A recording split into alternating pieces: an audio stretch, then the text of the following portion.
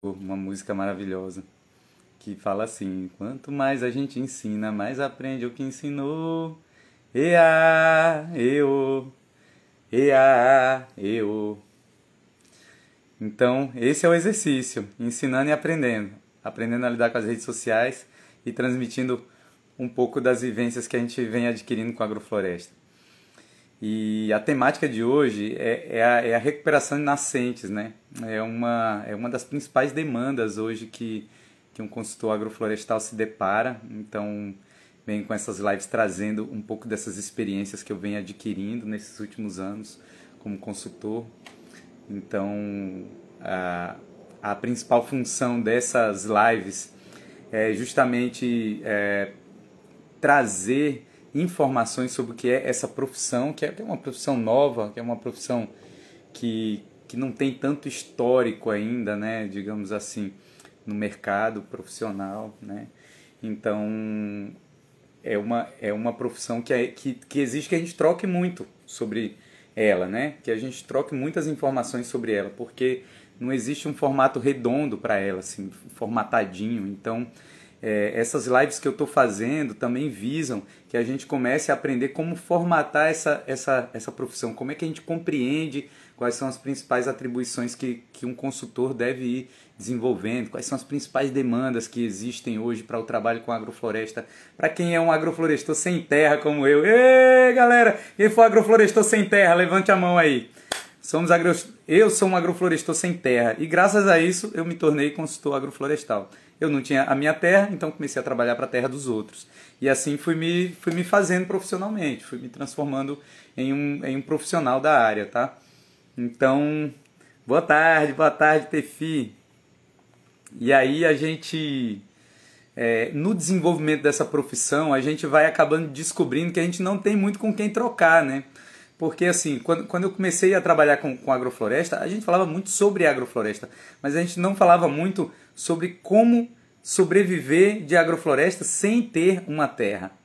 Que é o meu caso, ser um agroflorestor que não tem uma terra própria, né?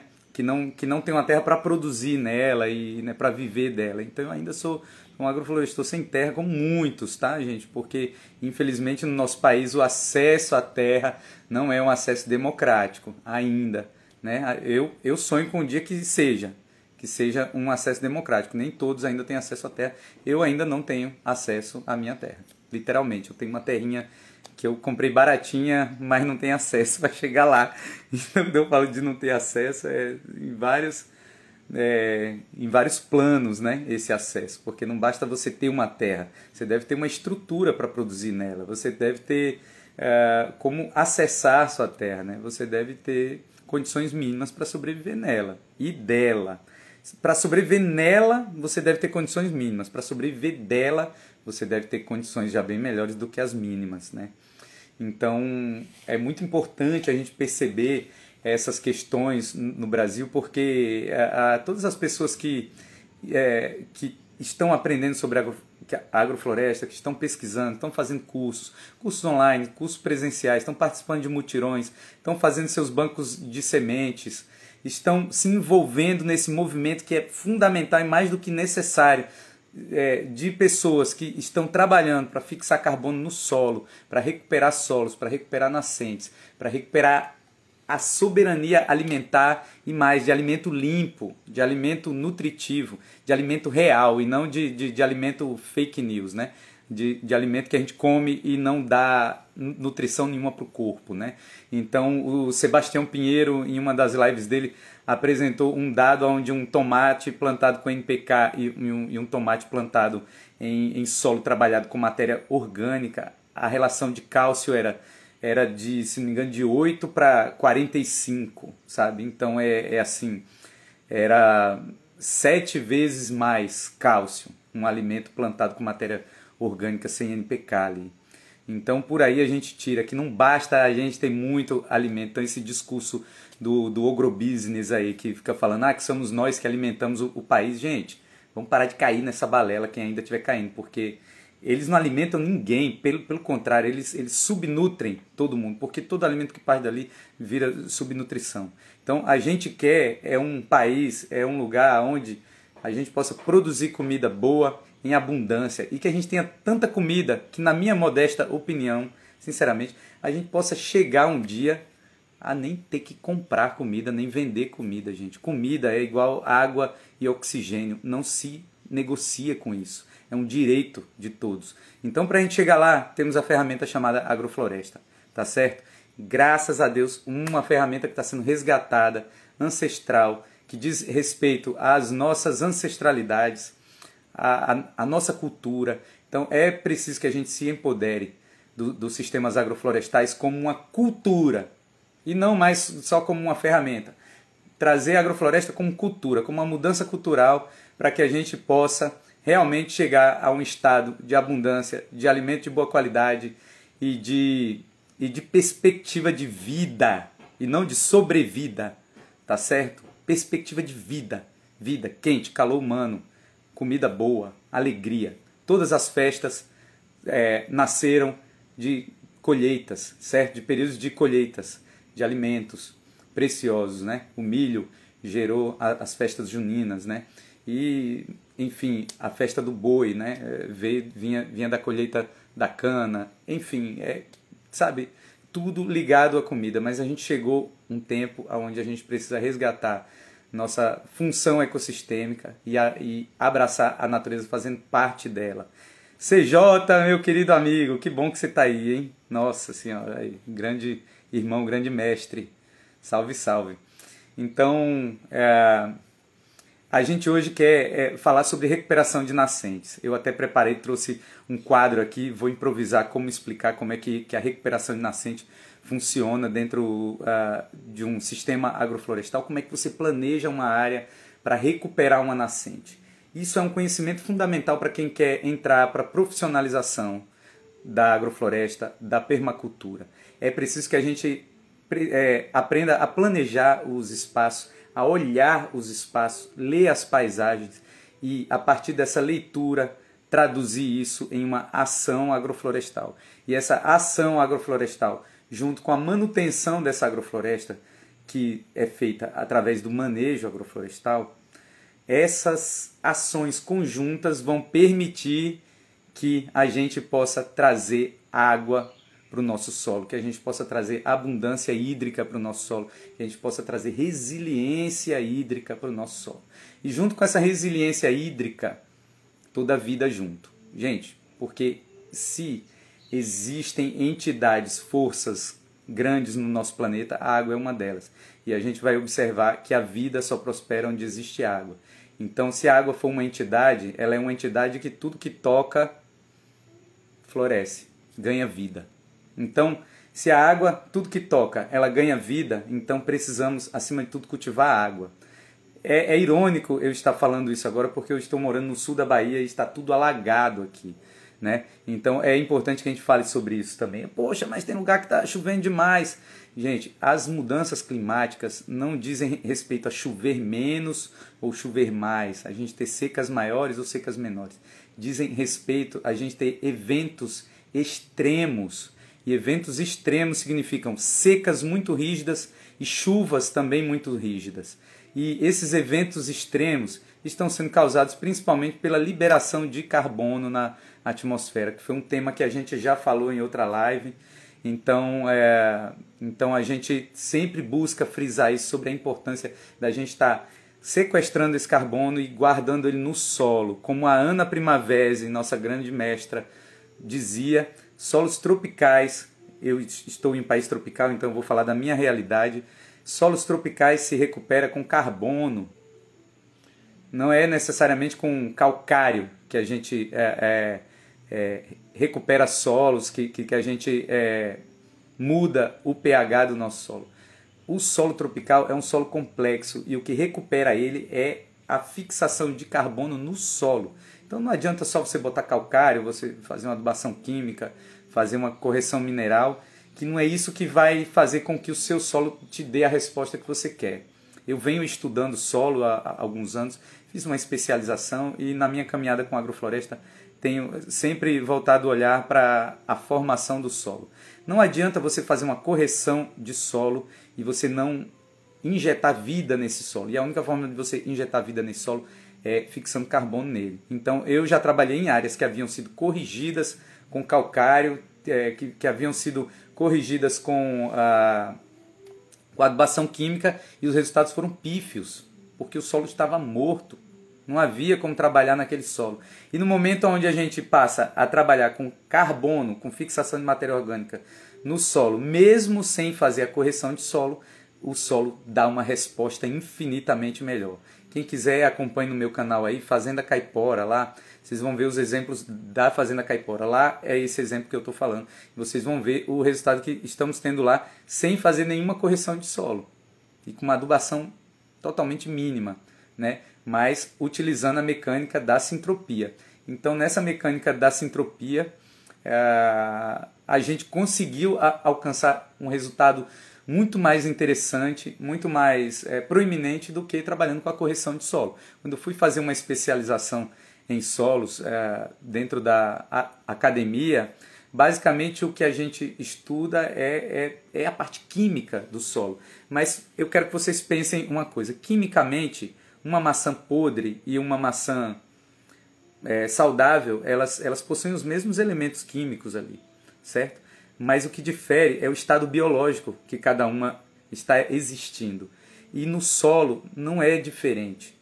Você pode ter um solo quimicamente todo equilibrado e ele não dá nada, não produzir nada, porque esse solo está morto, porque ele não tem carbono.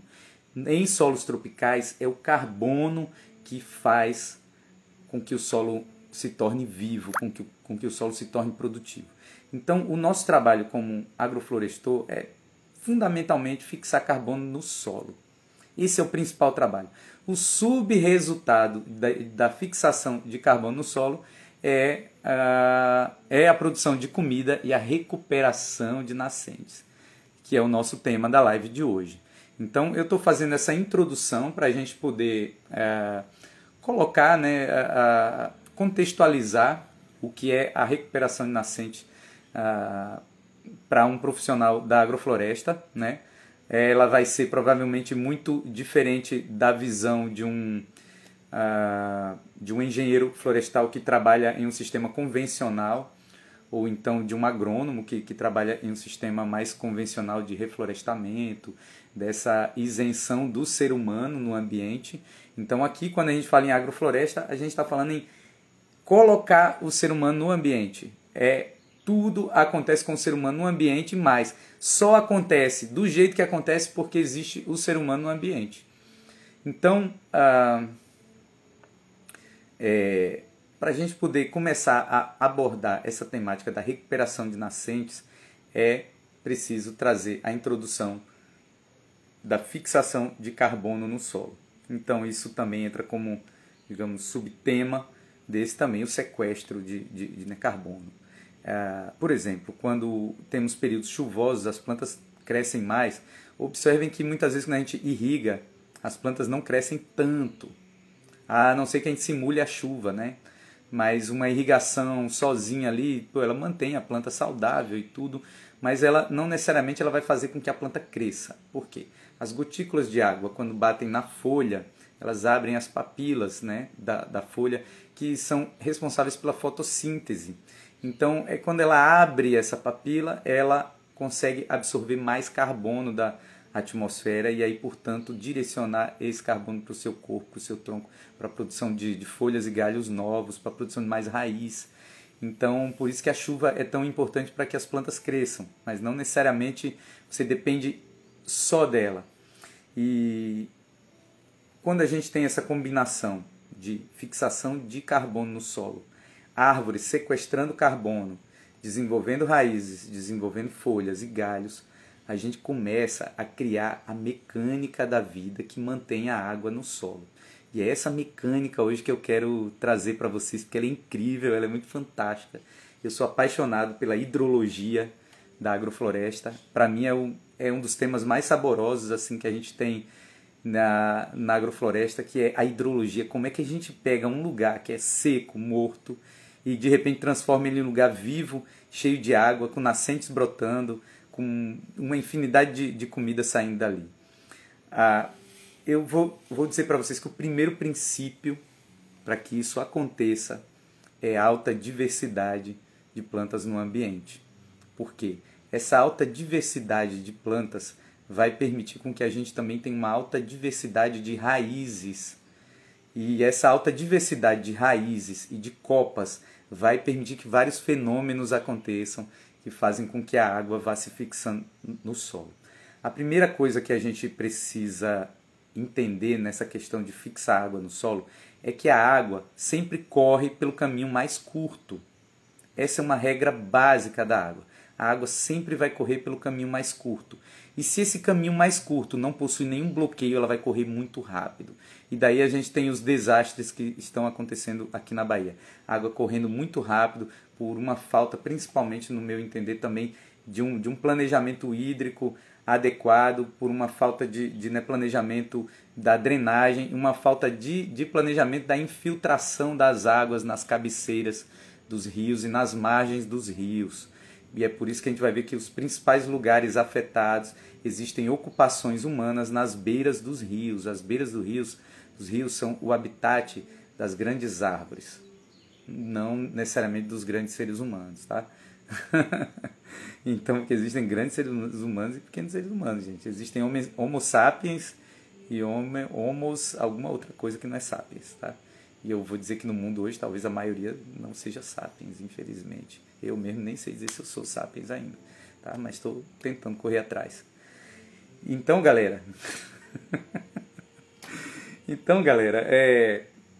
é muito importante a gente compreender essa dinâmica das águas. A água sempre corre pelo caminho mais curto. Se ela sempre corre pelo caminho mais curto e esse caminho mais curto está desbloqueado, não infiltra, não existe infiltração para ele, não existe um sistema de drenagem, de barreira que possa ir freando essa água, reduzindo a sua velocidade, a gente vai ter perda de água, perda de solo e desastres.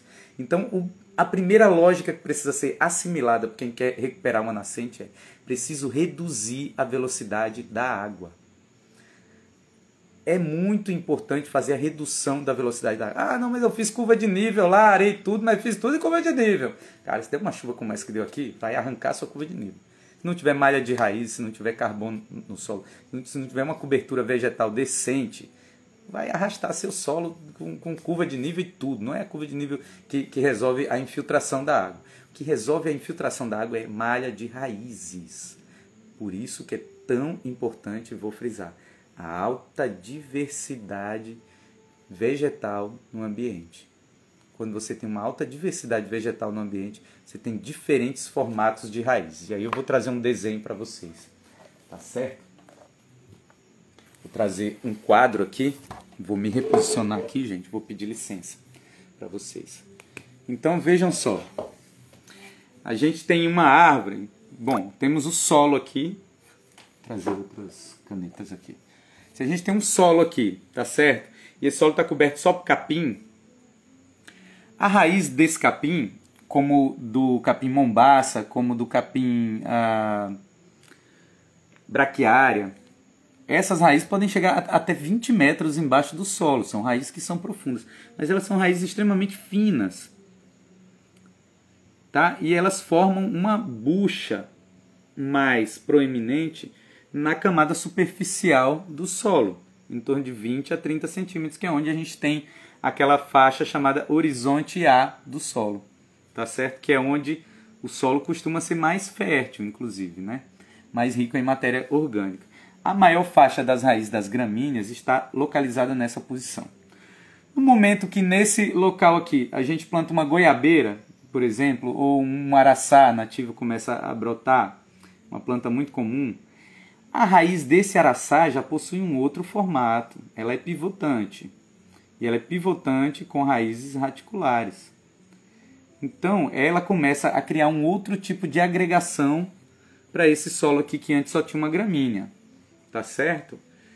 Então, se eu tenho uma forte enxurrada passando por aqui, provavelmente o lugar onde a raiz dessa planta está vai ser o último lugar a ser levado pela enxurrada. Mas ele ainda vai ser levado pela enxurrada. Tá bom? Agora, no momento que eu venho aqui e planto, por exemplo, ao lado desse araçal, dessa goiabeira, eu venho aqui e planto, suponhamos, uma jaqueira, tá bom? essa jaqueira, quando tiver por volta dos seus 2, 3, 4 anos, ela vai assumir mais ou menos um formato assim, tá certo? Com seus 3, 4 metros de altura. E ela tem uma característica, o pivô dela vai ser muito semelhante à dimensão dela, como uma árvore, tá certo? E a jaqueira tem uma outra característica, tá? Tem uma conta que naquela pesquisa dos rios voadores diz o seguinte, uma árvore com mais ou menos 10 metros de diâmetro consegue evapotranspirar 500 litros de água por dia. Uma água com 10 metros de diâmetro, ou seja, tem muita jaqueira por aí, mangueira, com esses 10 metros de diâmetro, gente, tranquilamente. Uma árvore como essa consegue evapotranspirar cerca de 500 litros de água por dia. Então, a gente já está vendo aqui que essa árvore está puxando a água lá de baixo, mais de uma região mais do subsolo, né? Então, vejam bem qual que é a dinâmica. Suponhamos que aqui do lado dessa outra planta aqui, eu plantei um açaí, uma palmeira, um coqueiro. Veja bem, tá? Vamos supor que é uma palmeira de grande porte, tá? E a raiz dessa palmeira como é que é? Ela já é uma raiz extremamente semelhante a um xaxim. Ela é muito complexa. E o coqueiro, por exemplo, chega aí a 1 quilômetro de distância. Eu não sei quantas pessoas aí têm esse conhecimento, mas a raiz de um coqueiro pode chegar a 1 quilômetro de distância, gente. Ela é uma raiz, quando as pessoas falam aqui na praia, não, porque embaixo do coqueiro não nasce nada. Coqueiro é uma planta que originalmente dá na areia. E veja bem, ele consegue pegar um solo que é extremamente solto e sem agregamento nenhum e tornar em um solo agregado pelas suas raízes. Então, com isso também ele retém a água da chuva e reduz a velocidade da drenagem para o subsolo. Então ele vai manter a água muito mais tempo aqui e quem trabalha com agrofloresta pode perceber que a laranjeira em um solo arenoso vai se desenvolver muito melhor perto de um coqueiro do que longe dele, tá certo? Uma coisa bem observável, tá? Inclusive as mandiocas e outras plantas também, tá? O abacaxi, todas as plantas em um solo arenoso, perto de praia ou em um solo extremamente arenoso, se desenvolvem muito bem perto das palmeiras, por conta dessa faculdade. Então veja bem, gente, eu tenho uma árvore que tem um pivô profundo, eu tenho essa aqui que tem uma raiz radicular extremamente emaranhada e complexa, tem uma outra árvore que tem uma raiz mais rasa, tem os capins que tem essa raiz fininha, né? As gramíneas e outras plantas, e tenho ainda, por exemplo, uma bananeira que tem uma raiz tubercular, né? Que é um tubérculo, né? Então tem aqui a bananeira, por exemplo, tá? Tem aqui a bananeira. A bananeira, ela dá um bulbo e raízes rasas e superficiais e em torno desse bulbo, tá? Deixa eu puxar aqui um pouquinho mais para cá para vocês verem melhor. Então, veja só. Aí, eu vou explicar para vocês agora como é que funciona o processo da gente recuperar uma nascente com agrofloresta, a grosso modo, porque o nosso tempo aqui é curto, a minha live é de 1 hora. Então eu vou tentar explicar em 1 hora como é que é o funcionamento da agrofloresta na recuperação de uma nascente e por que o manejo é tão importante na recuperação dessa nascente. E quais são os fatores climáticos que ocorrem quando você pratica o manejo e induzem ainda mais rápido a recuperação de uma nascente. Veja bem, eu plantei a minha agrofloresta, eu tenho uma bananeira, aqui eu tenho uma goiabeira, eu tenho um açaí, uma pupunha aqui crescendo, né, uma palmeira. Eu tenho várias plantas de serviço, como por exemplo, que podem ser outras jaqueiras, que o Ernest gosta muito de trabalhar com elas.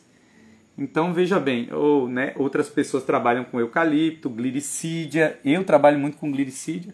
E veja bem, e aí temos uma agrofloresta mais ou menos com essa formação. Aqui temos uma outra bananeirinha, certo? Então eu estou aqui apresentando a grosso modo como é que a gente vai fazer com essa agrofloresta aqui para que ela traga a minha nascente de volta. Veja bem, o lençol freático está passando cá embaixo. Então eu vou botar de azul aqui a área onde o lençol freático está concentrando maiores volumes de água. Suponhamos que é a 17 metros de profundidade. A raiz da da jaqueira consegue chegar nesses 17 metros aqui tranquilamente. E mais, ela ainda chega com o seu pivô central lá. Então ela vai fazer como uma bomba. Para ela poder puxar a água daqui, ela vai evapotranspirar pelas folhas e vai formar nuvens, tá certo? Essa evapotranspiração vai formar aquilo que a gente chama de nuvem. Por isso que a nuvem, inclusive, lembra a copa de uma árvore. Aqui também eu vou me dar o luxo de botar um jacarandá crescendo aqui, tá? Aqui por cima de todo mundo, ó. Tá? Pode ser um guapuruvu, vai do gosto do seu bioma aí, do bioma de cada um. Pode ser, enfim, um eucalipto. Bom, cada um escolhe aí, um mogno, uma copaíba. Aí, veja bem, eu tenho... O primeiro fator que a gente precisa observar é a lei dos vórtices, que é a lei dos fluidos, né? Todo fluido tende a fazer o seu percurso em vórtice. Por isso, quando a gente dá descarga, a água tende a fazer um vórtice. Quando a pia enche e você tira o tampão, ela forma um vórtice. O vento, se ele não tiver barreiras, ele vai tender a formar grandes vórtices que a gente pode chamar de tufão, ciclones extratropicais e outras coisas mais. Então, quando ele não encontra barreira, ele forma um vórtice. Ou se ele encontra muitas barreiras, ele forma muitos pequenos vórtices. É aí que é o pulo do gato. Veja bem, aqui eu tenho essas jaqueiras evapotranspirando, suponhamos 500 litros de água por dia, nessa fase aqui, tá certo? Veja bem, elas estão evapotranspirando 500 litros de água por dia.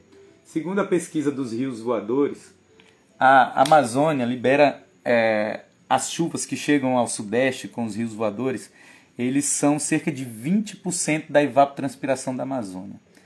E quem trabalha com agrofloresta sabe que, por exemplo, as plantas emergentes vão ocupar quantos por cento do sistema? Fez o link aí? 20%, né? Para quem não tiver a par dessa informação. A gente trabalha com plantas emergentes, vão permanecer no sistema, calculando como 20% da área que a gente está plantando. E aí tem essa coincidência. 20% da evapotranspiração amazônica forma os rios voadores que promovem essas chuvas no sul, sudeste brasileiro e centro-oeste. Então, qual é a relação que as plantas emergentes e as plantas de extrato alto têm com essa chuva e tem com a recuperação da nascente? Vamos lá. Essa árvore aqui está evapotranspirando e o vento, quando entra nesse sistema, ele vai encontrar muitas barreiras, porque a gente tem um dossel variado. Se a gente tem um dossel variado, a tendência desse vento é entrar aqui e se fragmentar formando pequenos vórtices. E os vórtices vão entrar dentro de um sistema que está multi-escalonado no sentido do extrato, eles vão tender a fazer esse movimento. Ó. Então vai puxar a evapotranspiração das árvores que estão abaixo das árvores emergentes de volta para a terra. E as árvores que estão abaixo das emergentes são 80% das árvores. Por isso que é tão importante a gente ter dorséis variados nos nossos plantios. Quando a gente tem dorséis variados no nosso plantio, a gente retém a água da evapotranspiração no solo. Tá certo? Esse é o primeiro entendimento chave que a gente precisa entender para recuperar uma nascente. Então, manter a água da evapotranspiração retornando para o solo mais vezes que for possível dentro do seu sistema. Então, se eu tenho uma alta diversidade, eu vou conseguir reter a água da evapotranspiração no meu solo, boa parte da água da evapotranspiração. E eu vou mandar para a nuvem a água, principalmente evapotranspirada pelas árvores emergentes. As árvores evapotranspiram porque elas funcionam como um êmbolo, como uma seringa. Quando ela libera água pela folha, como tudo é vácuo dentro do corpo dela, ela automaticamente vai criar uma pressão de sucção na ponta das suas raízes e vai puxar a água com o nutriente que ela já mapeou, que ela soltou cada raizinha aqui, ó, sabendo qual o nutriente que ela queria e se tinha água ou não lá. Então ela mandou para ali e no momento que ela evapotranspirou, ela puxou a água daqui. E essa água vai subindo lentamente, lá para cima. Aí vem um outro fator para vocês compreenderem a recuperação da nascente. O fator do manejo. Veja bem, no manejo a gente pega todas as plantas de serviço, que no caso aqui eu elegi essa jaqueira aqui, mas pode ser uma Santa Bárbara, pode ser um eucalipto, pode ser uma glicídia. Todas são as plantas de serviço, que a gente chama de plantas de serviço. Eu vou afastar aqui um pouquinho para dar uma visualização melhor, né? Vocês estão vendo bem? Então, para tentar promover uma visualização melhor desse quadro aqui, tá? Então, vejam bem. Quando eu vou manejar a área, eu vou aqui e vou tirar essa jaqueira, por exemplo.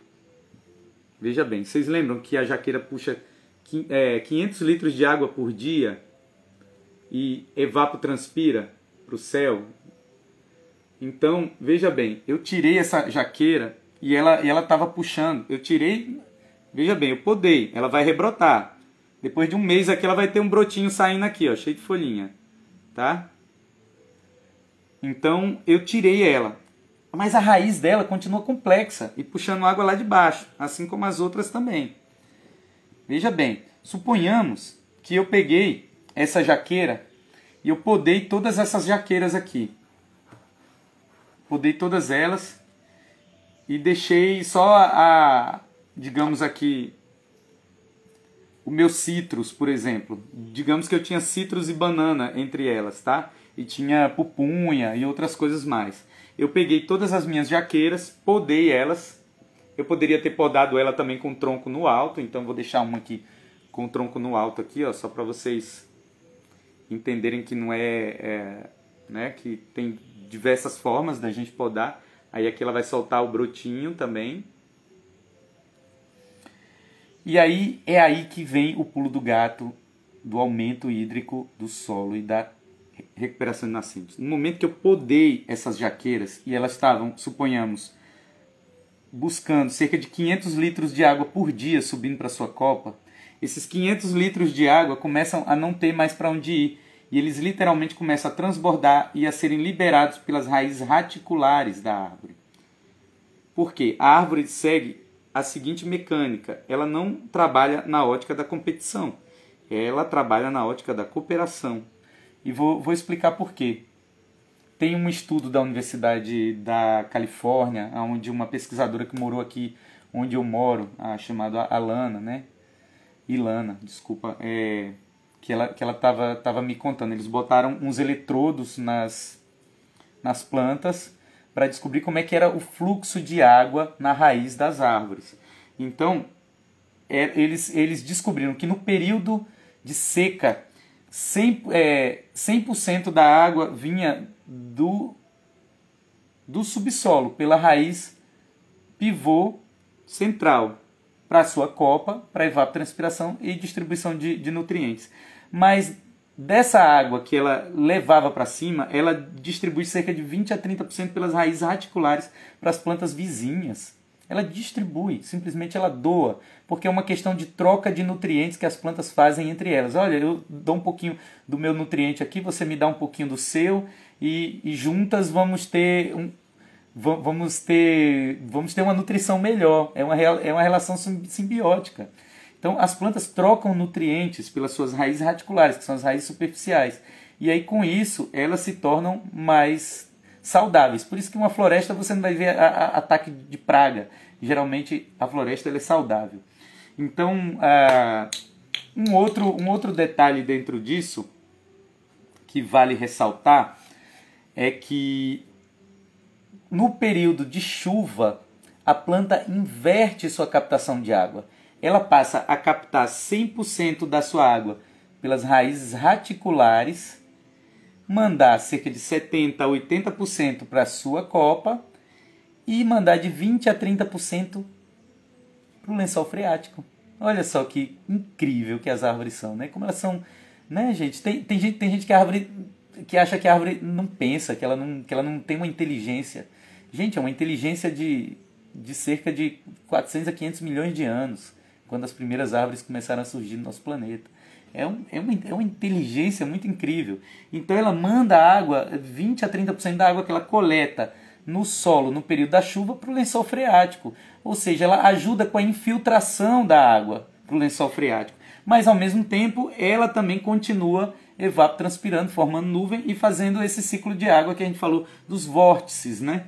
Então, vejam bem, então quando eu faço essa poda, eu começo a liberar mais ou menos aí, né, uma estimativa, inicialmente, de 500 litros de água por dia, por essas jaqueiras aqui que eu liberei. 500 litros de água por jaqueira, gente. Pelas raízes raticulares, porque ela percebe que ela não tem para onde mandar. Então, quem quiser ver no meu canal aí, veja uma poda de uma gameleira que a gente fez. E essa gameleira está brotando água até hoje, gente, 3 meses depois. A gente podou ela e ela está brotando água, simplesmente está brotando água. Como tem chovido muito também, então ela está brotando água. No pé dela virou um minador de água, virou uma nascente. E uma única árvore. Mas isso é temporário, porque quando o tempo secar, ela vai secar também. Mas é visualmente didático para a gente entender como é que a poda influencia sobre a recuperação da nascente. Então, começo a liberar grandes quantidades de água no solo mais superficial. E de uma água rica em nutrientes, rica em exudatos, rica em nitrogênio. Então, as minhas plantas de produção, que aqui, no caso, pode ser a minha pupunha, a minha laranja e as minhas bananas, vão receber um grande benefício também dessa água que está sendo liberada e vão crescer muito. Se eu associar essa poda à poda do meu capim e for criando uma grande quantidade de matéria orgânica nesse solo, tá? Que eu vou pintar de preto aqui para ficar mais visualmente interessante para vocês. Veja bem, eu começo a acumular uma grande quantidade de matéria orgânica. Peguei as bananas, só deixei uma bananeira adulta, as outras todas que tinha eu cortei, picotei e formei uma grande quantidade de matéria orgânica no solo. Podei as minhas laranjas para que elas produzam muito mais e aí deixei essa grande quantidade de matéria orgânica no solo. Aí veja bem a conta agora da matéria orgânica verde. Esse é outro pulo do gato da recuperação de nascente. A matéria, as árvores, tem cerca de 60% do seu corpo, até 70% de água. Se for, por exemplo, os cactos, por exemplo, são 90% de água, tá? Mas uma árvore, em média, tem de 60% a 70% do seu corpo em água. É até parecido com o nosso corpo também. É muito incrível isso, né? Então, cada tonelada de matéria orgânica que você libera no solo, vai estar liberando cerca de 60% do peso dela de água em água no solo. Então, quando você fizer essa poda, a matéria orgânica verde vai liberar toda a água e vai tender a desidratar, tá certo? E essa água vai rechear o seu solo de água.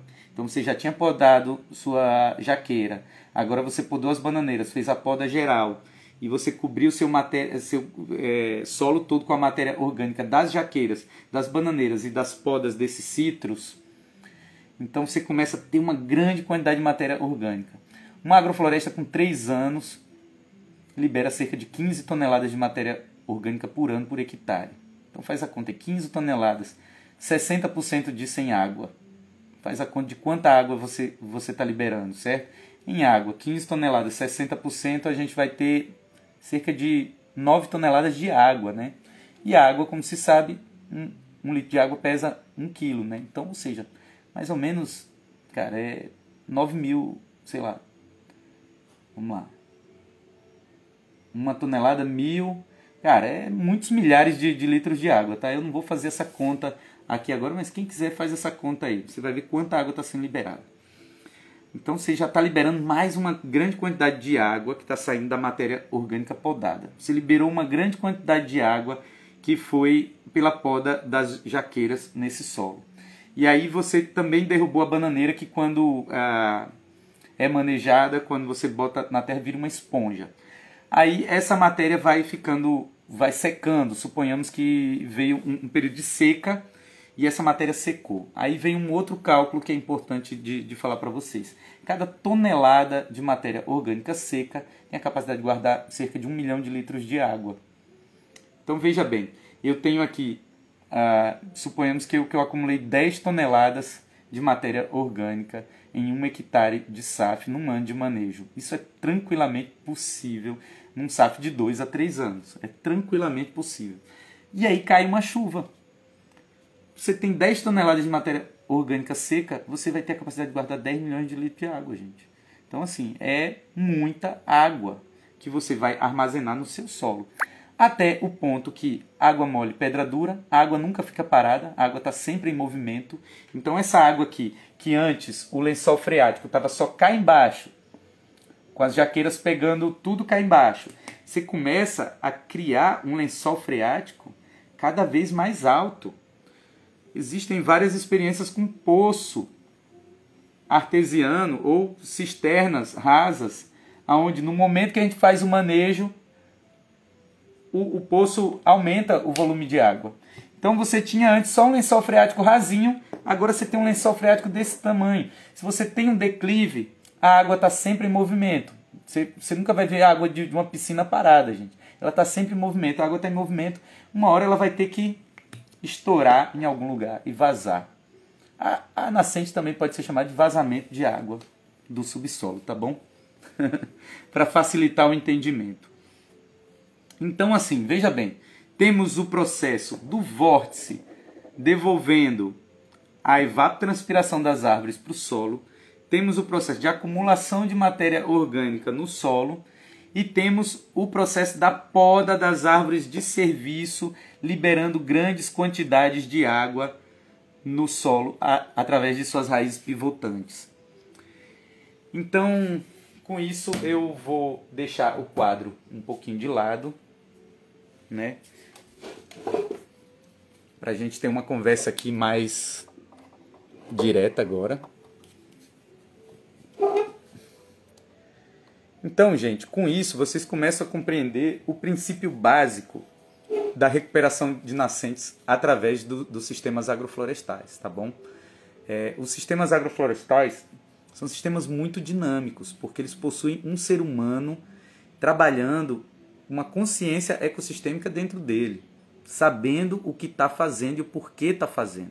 Então, quando a gente faz o manejo, a gente planta árvores de diferentes dosséis, a gente está planejando a recuperação hídrica daquele solo, ou melhor, a manutenção hídrica ou ainda a abundância hídrica, tá certo? Eu hoje diria que 100% dos meus trabalhos como consultor agroflorestal envolvem recuperação de nascentes. As pessoas querem ter comida, as pessoas querem ter soberania alimentar, querem ter uma renda vinda da sua produção, mas elas também querem ter segurança hídrica. Ou seja, ter uma água de boa qualidade e ter uma nascente que muitas vezes não está brotando dentro do seu terreno, vendo essa nascente estendendo cada vez mais os processos de brota da água após a última chuva. Porque a nascente vai ser a capacidade que ela tem de continuar brotando água mesmo sem estar chovendo, certo? Então, quando a nascente resiste a um mês brotando a água, um mês sem chuva brotando água, a resistência dela é de um mês. Se ela passa 2 meses e continua brotando, a resistência é 2 meses, 3 meses, 4 meses. Quanto mais meses ela consegue continuar brotando sem chuva, melhor é a estrutura do solo que forma essa nascente, tá certo? E aí tem umas combinações no subsolo também, às vezes tem uma rocha e tudo, mas sem a malha de raízes, sem a diversidade de raízes que a gente está colocando ali, e sem o manejo, a gente vai demorar muito para que essa nascente seja recuperada através de um reflorestamento convencional.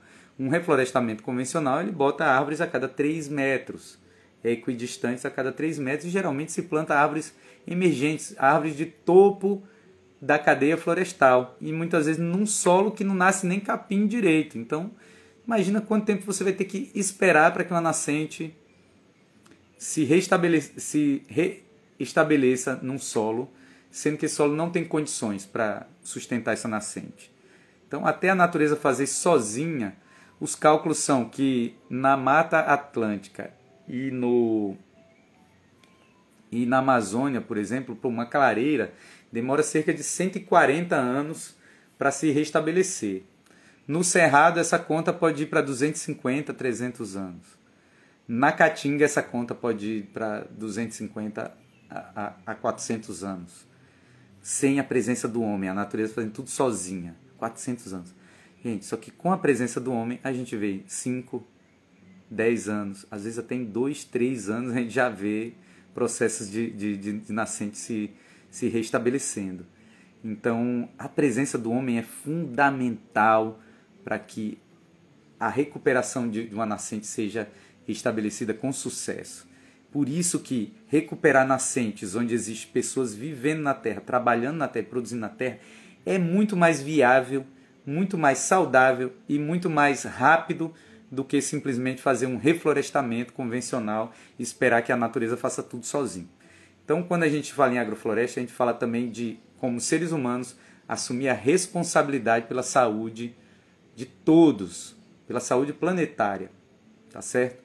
Então, esse processo de recuperação de nascente ainda possui várias outros nuances que eu acho que não vai dar tempo de falar aqui, que é, por exemplo, a gente compreender o que é uma microbacia. Já deixo a dica aí para que vocês pesquisem o que é uma microbacia, como é que a gente atua dentro de uma microbacia. Então, se você está trabalhando dentro de uma microbacia com agrofloresta, você vai ter muito mais chance de recuperar mais rápido o seu sistema, tá certo? Também dentro dessa temática, da hidrologia e agroflorestal, da recuperação de nascentes, você compreender, além da microbacia, você compreender os canais que a água percorre naturalmente nesse terreno, para onde é que o declive do seu terreno está indo. Se o seu terreno possui um ponto-chave, vocês sabem o que é um ponto-chave? Lembrem-se, a água sempre segue o caminho mais curto. A água é muito inteligente, né, gente? Poxa vida, cara. E a gente aqui se acha inteligente. Eu fico achando muito incrível. Veja só, a água sempre percorre o caminho mais curto. E a gente acha que a água não é inteligente. Somos 70% água. Isso que eu estou falando aqui é 70% consciência da água. Falando por mim aqui. Eu estou sendo atravessado pela consciência da água. Pelo menos 70% disso que eu estou falando, eu acredito nisso. Então, quando a gente pega e compreende os percursos hídricos e vê qual que é o ponto mais curto onde todos eles se encontram, geralmente ali é o que a gente chama de ponto-chave. Geralmente você tem um declive que vem constante, em algum ponto desse declive ele dá uma acentuada. E depois ele pode continuar declinando, ou então ele se acentua e continua. O encontro do declive com essa parte mais plana, esse encontro aqui, esse ponto, é onde a gente chama de ponto-chave.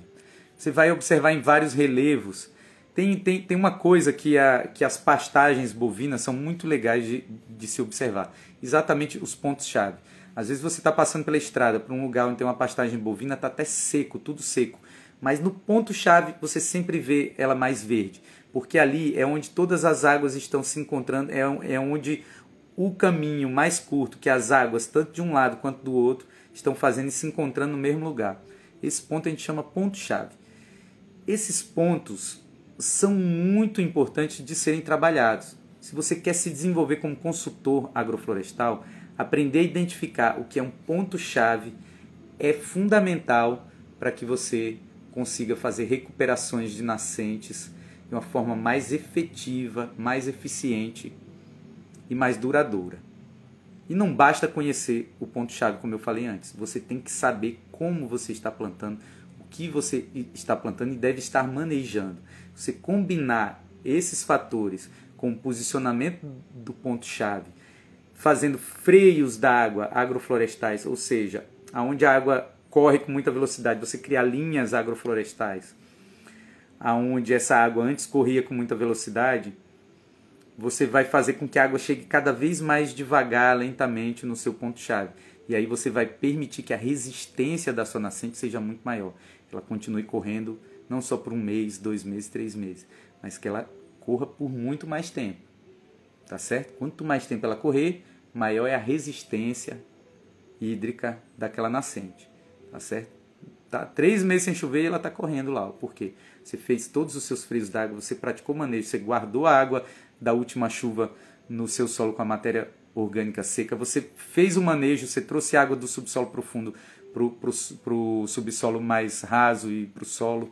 Então você vai mantendo a dinâmica da água sempre ativa e o movimento da água sempre ativo dentro do seu sistema. E com isso você consegue manter a sua nascente vigorosa, saudável, você consegue ter água boa, limpa para beber. Quem já bebeu água de uma nascente sabe que depois que vai beber uma água muito tratada aí, sente o gosto na hora, né? Eu aqui onde eu moro tem uma água de boa qualidade. Eu vou às vezes para uma cidade grande que eu bebo água, se eu sinto na hora, eu falo, nossa, essa água tá com muito cloro, tá meio salobra. Sinto a diferença, porque uma água pura é uma água, ela traz pureza para nossa qualidade de vida, para nossa qualidade corpórea, nossa qualidade de pensamentos. Então, gente, é isso aí, gente. Cuidando das águas, tá certo? Silêncio, pois estamos plantando água, né? Um videozinho essa semana aí do barulhinho da nascente brotando. E é isso, tá certo? É muito prazeroso você poder fazer a recuperação de uma nascente e ver essa nascente se restaurando, se reconstruindo. Realmente é um prazer inenarrável.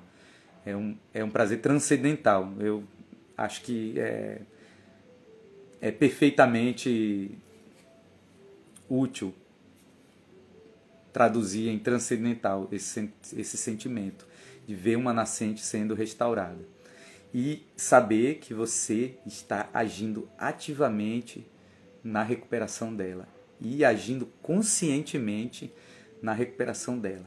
Então, as nossas lives servem para a gente estar tirando dúvidas, para a gente estar debatendo sobre o que é a profissão do consultor agroflorestal e os conhecimentos fundamentais que ele precisa desenvolver, as habilidades fundamentais que ele precisa desenvolver para atuar como consultor.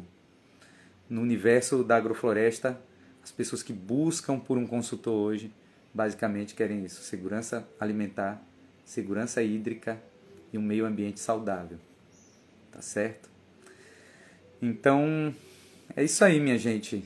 Massa, tô vendo aí que uma galera passou pela live hoje. Nossa, muito bom isso, ter a presença de vocês. Quem tiver alguma dúvida, se quiser escrever aí, fazer algum comentário, eu deixo esses 5 minutinhos finais aí pra gente conversar, tirar dúvidas. Né? Eu trouxe alguns casos aqui, né? Citei o caso da Fazenda Caipora, onde a gente está trabalhando um sistema agroflorestal, onde a gente está recuperando uma nascente e ao mesmo tempo recuperando o solo, né? E o solo lá tinha sido tudo corrigido quimicamente. E apesar dessa correção química que foi feita, de 1000 bananas que foram plantadas lá, 3 ou 4 deram certo. E agora a gente, sem nenhuma correção química, sem nenhuma correção mineral, a gente está 1000 bananas produzindo pra caramba, e além de 1000 bananas, mogno crescendo pra caramba, cacau crescendo pra caramba, açaí e pelo menos 15 a 20 espécies de plantas crescendo harmoniosamente e a nascente cada vez mais resistente, né? E é isso aí, minha gente. Então, queria ir encerrando por aqui, deixando uma mensagem final de que trabalhar com agrofloresta pode inicialmente parecer complexo, porque é um conhecimento multidisciplinar, mas é um conhecimento que é extremamente prazeroso de ser adquirido. Então essas lives também são um convite para que todos nós possamos aprender juntos como desenvolver esse conhecimento com muito prazer, com muita alegria por estar fazendo um serviço maior, né?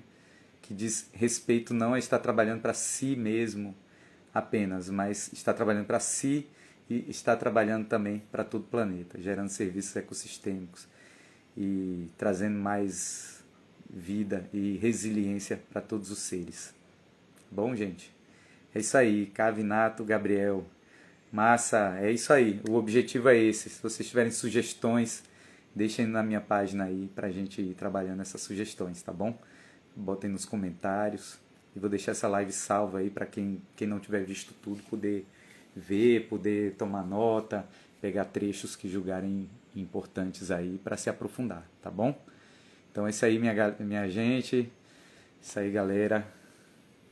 Grande abraço. Olha, Luciana, que massa. É isso aí, querida. Vamos nessa, né? Recuperando nascentes e vidas também. Valeu.